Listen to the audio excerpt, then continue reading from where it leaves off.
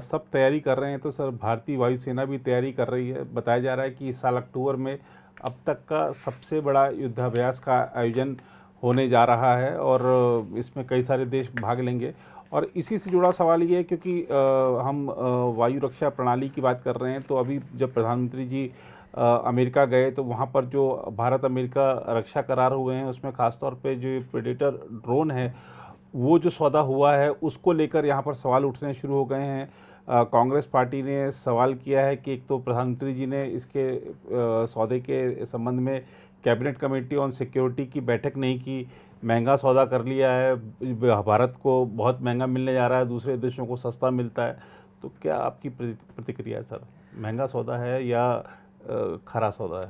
नहीं जी, देखिए सबसे बड़ी चीज़ ये है कि हमारे देश का अब हम दुर्भाग्य शब्द तो अच्छा नहीं लगता बोलने में, ये कि हम अपने कमेंट देने लगते हैं बिना देखे हुए हर एक चीज़, खासतौर पे डिफेंस डील्स को, खासकर बिल्कुल डील जहाँ पे हो वहाँ पर दिक्कत हो जाती है। क्योंकि पूरे उसमें देखिए, अभी आप कल की न्यूज़ देखिए, बल्कि परसों ही मिनिस्ट्री ऑफ डिफेंस ने भी इस पर क्लैरिफिकेशन दिया है जी कि ये जो डील्स थी, जो ये प्रेडेटर की डील हुई है जी, ये डील उन्होंने कहा कि ये तो अभी पहले 2-3 चीज़ें बड़ी इंपॉर्टेंट हैं इसकी। गवर्नमेंट टू गवर्नमेंट डील है, ये कोई जो है मिडिल मैन इसके बीच में नहीं है, अनलाइक पहले जो होता था राफेल से लेके हर एक गवर्नमेंट टू गवर्नमेंट डील है, पहली चीज। और गवर्नमेंट टू गवर्नमेंट डील का बेसिक चीज ये है कि लगभग जो जिस तरह ये चलता है नो प्रॉफिट नो लॉस पे है, तो गवर्नमेंट प्रॉफिट नहीं लेती।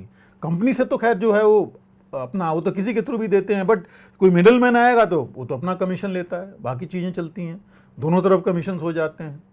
तो ये गवर्नमेंट डील है, तो government to government deal generally normally और मुझे लगता है हमेशा सस्ती होती है एज कम्पेयर टू नॉर्मल, अगर हम किसी ब्रोकर के डायरेक्टली कंपनी से हम डीलिंग करें तो। दूसरी चीज़ ये आप देखिए, 15 जून को जब डिफेंस एक्विजिशन काउंसिल की मीटिंग हुई थी डिफेंस मिनिस्टर के अंडर में, तब इन्होंने ये दिया था सैंक्शन कि भाई 3 बिलियन जो भी ये है तक, उन्होंने वहाँ कुछ नहीं बताया गया, ये बताया गया कि 31 हम लेंगे, 8 लेंगे, 8 आर्मी, 8 नेवी, 8 एयरफोर्स और 15 नेवी के लिए, ये था 31 लेना है। और तीनों इसलिए कि तीनों के अलग अलग कुछ सिस्टम्स हैं, जो माइनर चेंजेज हैं इसमें वो लेंगे और तकरीबन ये आएगा, लेकिन ये नहीं बोला गया कितने का क्या होगा, क्या सिस्टम्स हैं क्या नहीं है।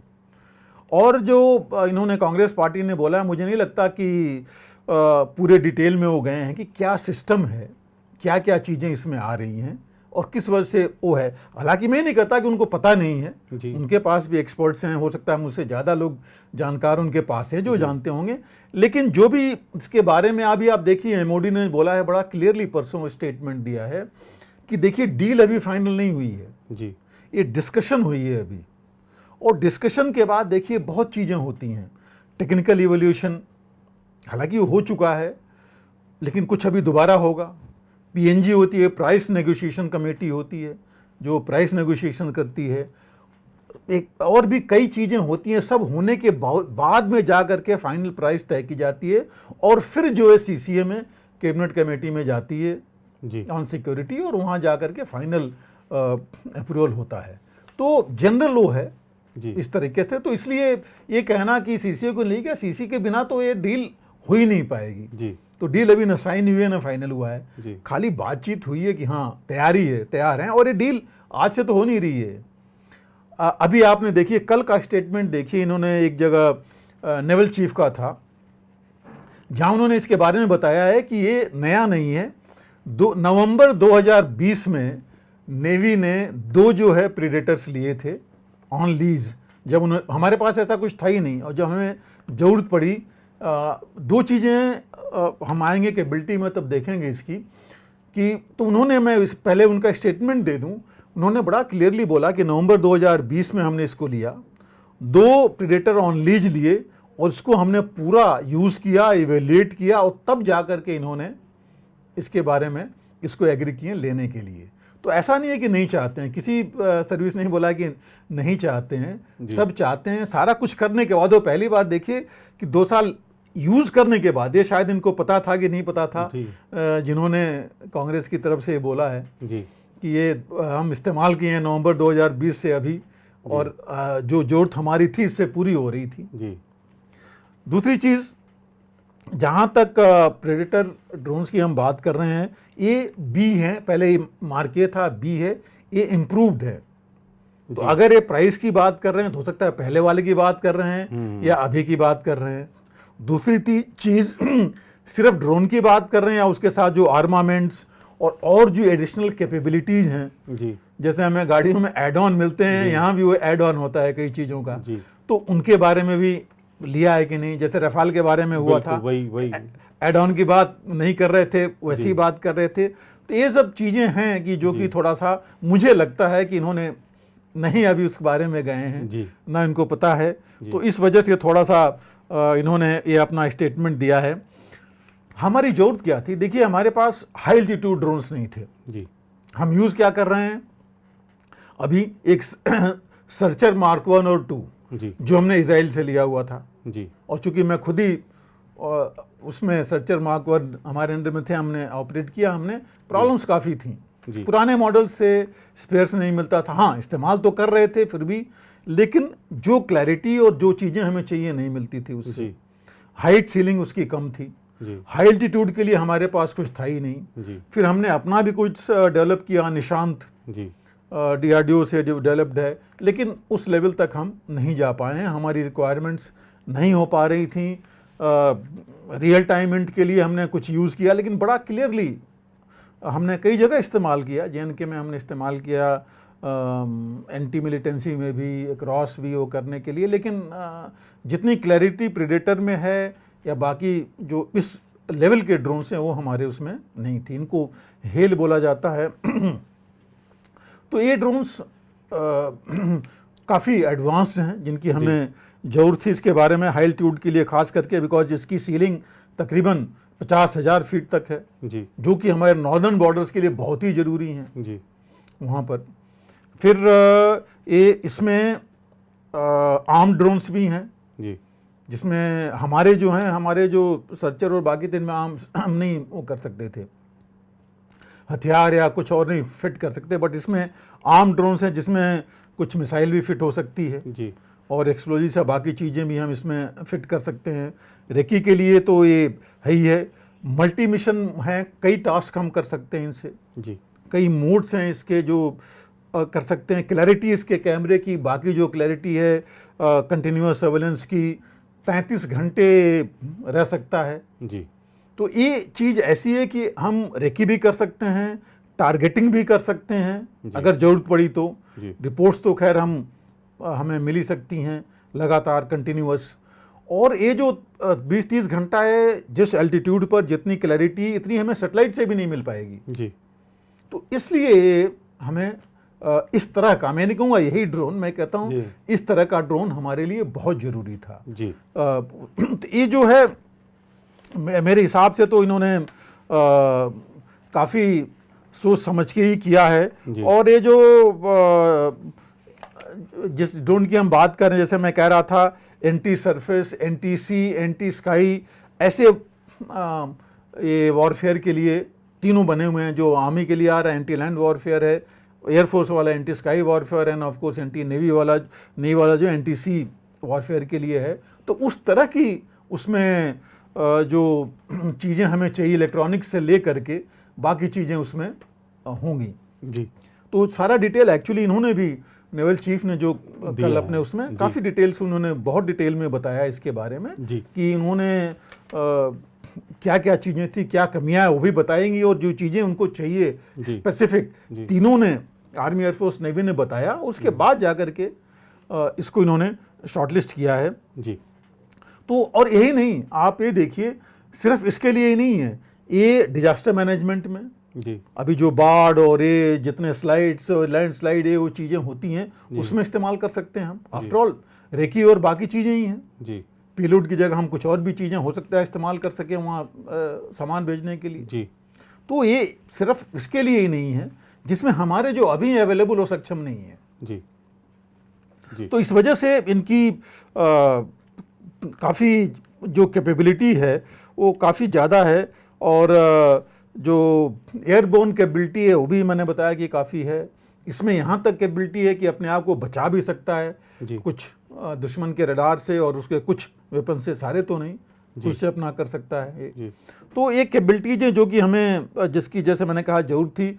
और इसमें तकरीबन ये जो पेलोड है इसका तकरीबन 2170 कह रहे हैं केजी तक ले जा सकता है, जो काफ़ी एक बड़ी और अच्छी कैपेबिलिटी है। जी अंदर बॉडी के अंदर करीब 360-65 किलो के आसपास है, और बैलेंस जो है 1300-1400 वो अंडर स्लंग बाहर जा सकता है। जी तो ये कैपेबिलिटीज काफी- हैं जी जी की बहुत बड़ी, काफ़ी ज़्यादा कैपेबिलिटीज हैं। जी रेंज इसका तकरीबन 400 किलोमीटर तक है। जी तो आप सोचिए कि हम कितना इसका इस्तेमाल कर सकते हैं जी अपने सी में भी, वहाँ तो में चाहिए हमारी जितनी हैं कैपेबिलिटी उसके लिए हमारे पास है नहीं अभी, ये हम इस्तेमाल कर सकते हैं।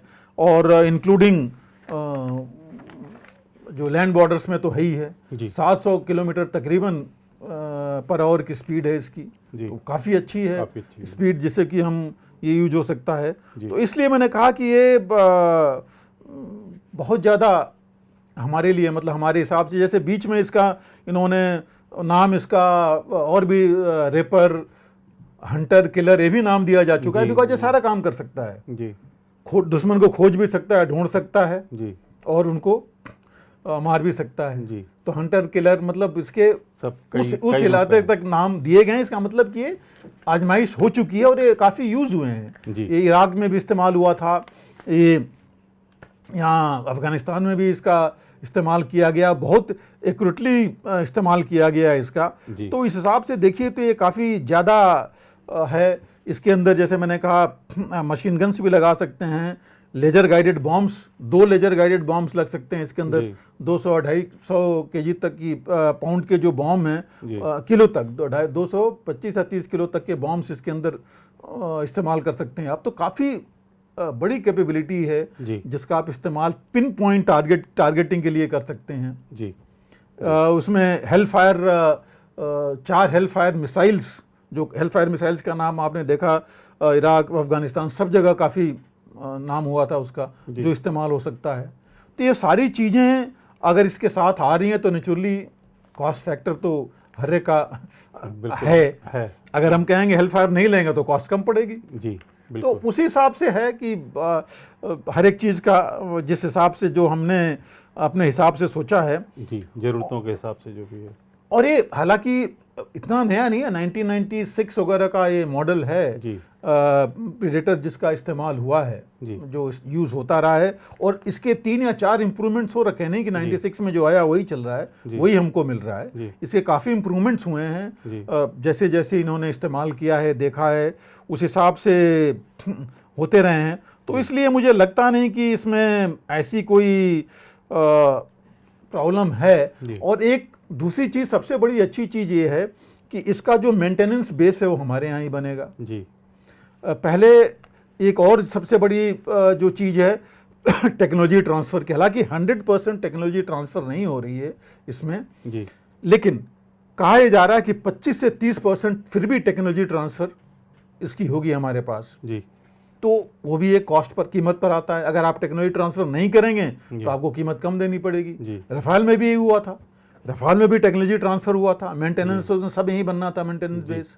और इसका भी यही है, मेंटेनेंस और ओवरहॉल सब भारत में, इंडिया में होगा। जी तो नेचुरली तो ये सब चीज़ें कॉस्ट में तो ये भी इंक्लूड होती हैं। जी बिल्कुल। तो ये सब चीज़ें ऐसी हैं जो कि शायद जैसे मैंने कहा कि उन्होंने उनको उसमें देखा नहीं है। जी। और मैं ये भी होपफुल हूँ कि अगर आज ये बात हो रही है कि अभी देखिए करीब 7 से 8 कंट्रीज़ में यूके को लेकर के ये प्रेडेटर ड्रोन्स जो हैं अमेरिका ने बेचे हैं, जी तकरीबन 8 के पास। और किसी को ये लार्जेस्ट है, 31 जो है दुनिया में सबसे ज़्यादा अमेरिका इंडिया को दे रहा है। जी। इतना किसी ने अभी तक प्रेडेटर ड्रोन्स नहीं खरीदे हैं, जी एक किसी कंट्री ने। जी हो सकता है उनको जरूरत भी नहीं जी। इतनी पड़ी हो जितनी वही। की हमारी जरूरत है।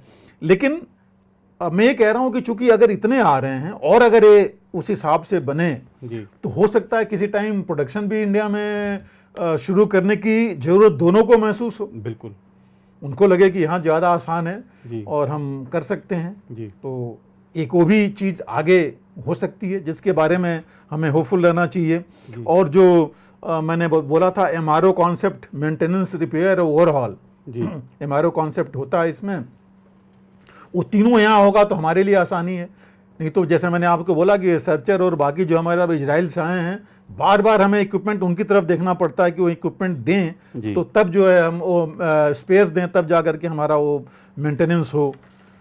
और जो MOD ने कहा है, हमारे MOD ने, मिनिस्ट्री ऑफ डिफेंस ने, कि इसका कॉस्ट फाइनल नहीं हुआ है अभी, फिर भी तकरीबन 27% कम है जो अमेरिका ने बाकियों को दी है। बिल्कुल बिल्कुल तो ये अब अगर इसकी बात कांग्रेस माने नहीं माने हो तो अलग की बात है, जी, लेकिन ये मैं कह रहा हूँ कि गवर्नमेंट नहीं बताया है। जी और जो मैंने कहा कि बाकी एडिशनल चीज़ें इसके साथ जो आ रही हैं, जी तो अब ये सब देख करके अगर आप देखिए तो जैसे मैंने कहा अभी कॉन्ट्रैक्ट स्टेज पर है, बाकी चीज़ें होनी हैं, प्राइस नेगोशिएशन होना है, कॉन्ट्रैक्ट प्लेज और अब कई चीज़ें होती हैं, तो सब मिला करके ये चीज़ें होनी है। उसके बाद जो है ये आएगा हमारे पास, और जब भी आ जाता है मैं तो कहूँगा जल्दी, जितनी जल्दी आए उतना ही अच्छा रहेगा, हमारी कैपेबिलिटी को ऐड करेगा। जी तो ये उस मामले के लिए तो ये बहुत ज़रूरी है। जी तो जहाँ तक ये है, जो प्रेडिटर की बात की आपने, दूसरी जो एयरफोर्स एक्सरसाइज की बात की आपने पहले, हाँ ये ज़रूर है कि एक बड़ी मेजर एक्सरसाइज ये होने जा रही है। तरंग नाम है इसका, जिसका कि नाम इन्होंने दिया है कि तरंग शक्ति, और ये अक्टूबर में होनी है इस साल।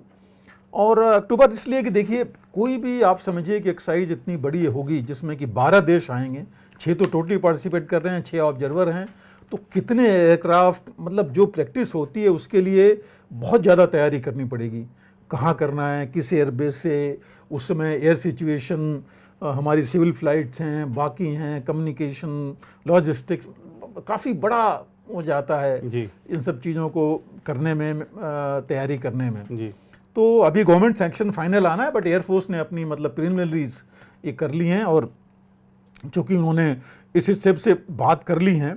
हालांकि इससे पहले एयरफोर्स एक्सरसाइज करता रहा, आपने देखा अभी जापान में गए थे, इंडोनेशिया, अपना इधर इजिप्ट, सब जगह जाते रहे, बट मैक्सिमम जो है बायलैटरल एक्सरसाइज, USA में भी गए थे जी आपने, ओके पिछली बार हम लोगों ने बात किया था, जी तो मैक्सिमम जो है बायलैटरल होती रही है, मैक्सिमम ट्राइलैटरल। बट ये जो अभी हम कर रहे हैं 6 का साथ, एक काफ़ी बड़ा वो है जो ये चलेगा, और जिसमें हर एक तरह के एयरक्राफ्ट होंगे, कॉम्बैट एयरक्राफ्ट भी होंगे, फाइटर्स भी होंगे, ट्रांसपोर्टर्स भी होंगे, हेप्टर्स भी होंगे, और कई तरह के और भी होंगे जो आजकल देख ही रहे आप, ड्रोन्स और बाकी चीज़ें हैं, जो कि एक्सरसाइज पूरी डिटेल्स अभी नहीं आई हैं।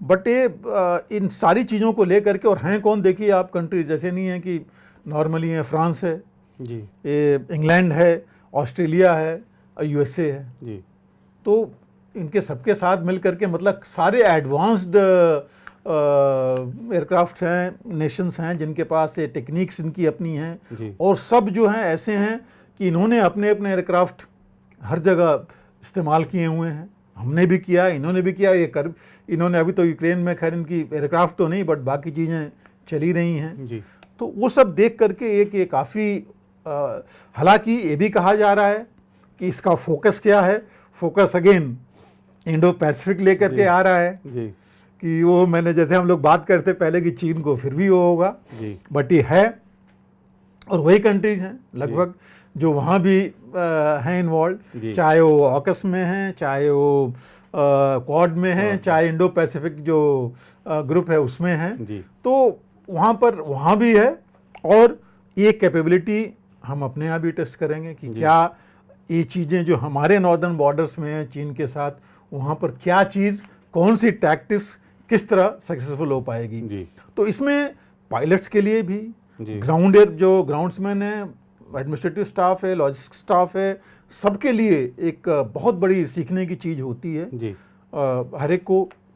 इसकी उसके अलावा स्ट्रेटजिक चीज़ें कि कैसे कर सकते हैं, मैनूवर की, तो कई चीज़ें होती हैं जो कि इससे बहुत चीज़ें आएंगी। जी। और अगर आप देखिए तो जैसे मैंने कहा फ्रांस के साथ गरुड़ा, ऐसे एक्सरसाइज हम लोग काफ़ी चलते हैं। काफ़ी एक्सरसाइजेस करते रहे हैं। जी। और रादर मुझे लगता है कि हमारी आर्मी है जो कि इतनी ज़्यादा हर एक जगह कई कंट्रीज के साथ एक्सरसाइज करती रही, आर्मी, एयरफोर्स, नेवी तीनों करते रहे हैं। जी। तो एक बहुत बड़ा वो है एक्सरसाइज है जो कि बहुत बड़ी चीज़ है। हालांकि इससे पहले कोप इंडिया हुआ था जिसमें जी।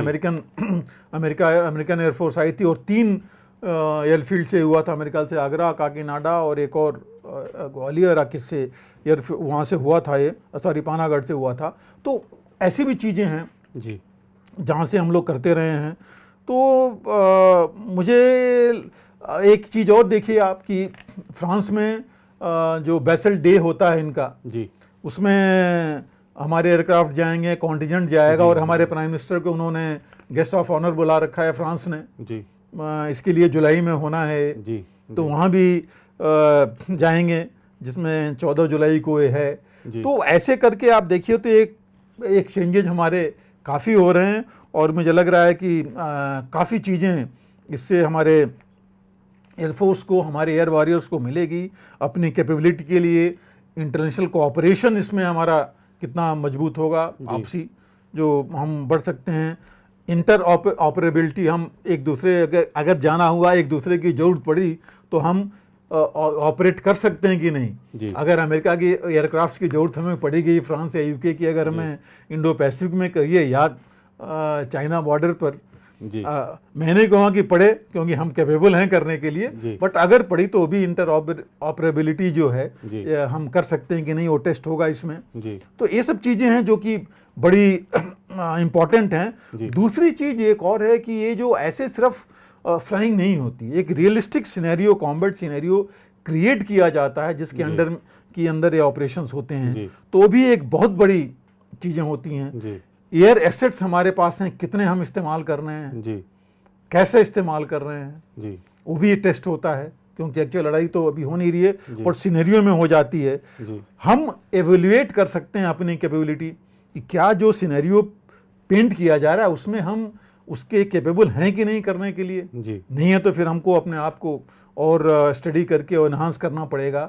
तो इन सब चीज़ों का बहुत फ़र्क पड़ जाएगा। तो ये देखा जाए तो काफ़ी वो है एक्चुअली, और भी कंट्रीज करती रही हैं, अमेरिका वगैरह करते रहे हैं ले करके, लेकिन मुझे लग रहा है कि एक बहुत बड़ा ये होगा हमारे एयरफोर्स के लिए, हमारे डिफेंस कैपेबिलिटी के लिए और हमारे देश के लिए कि हम ये चीज़ ऑर्गेनाइज कर रहे हैं। इतने एडवांस्ड एयरफोर्सेज हमारे यहाँ आकर के और ऑपरेट कर रही हैं हमारे साथ। और ऑपरेट क्यों करिए कि उनको भी लगा कि एक हमारा एयरफोर्स ऐसा है जिसके साथ करना चाहिए, कैपेबल हैं। तो ये बहुत एक अच्छी बात है।